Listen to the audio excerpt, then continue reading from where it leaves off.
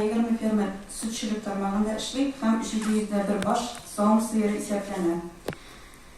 Яңа 2020 yılga 9 tonna süt bilen kirilgen idi. Bugünkü kündük süt yetiştirilgen süt 13 tonna 800 kilogramna teşkil edi. Bu bir sıyırga ortaşa soğum 19,5 kilogram turu kile. Sütni en köp arttırgan fermer hocalıkları bu KFH Nurtinova bolup turaydı. Bizni toqumlu tonalar alıp qaytdı.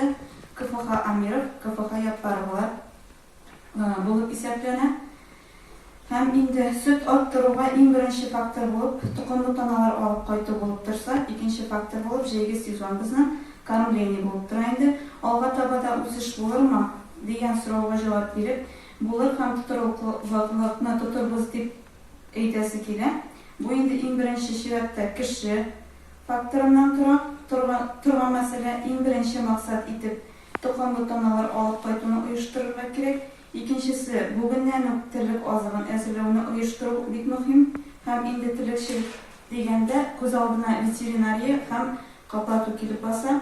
Şuşu mühim işlerini başqargan işraqtağına alvataba bizning keləcək sezilecek indi. Elbette indi işi ko'p, qiyinliklar var. Bugünkü kunda indi şişilmeslik problemalar yok deb aytasi keladi. İşlerga tilakina kerak. Sözünü tamamlayınca şunu bana aytası ki, bugünkü günde fermer bulup, işenlikni başlayan kişiler indi alga tabada şuşunun neticesini görür üçün elbette qoyandır yerden kütüp oturup yatırga tugul. Bugünkü günden jinsizlanıp işi bit mühim.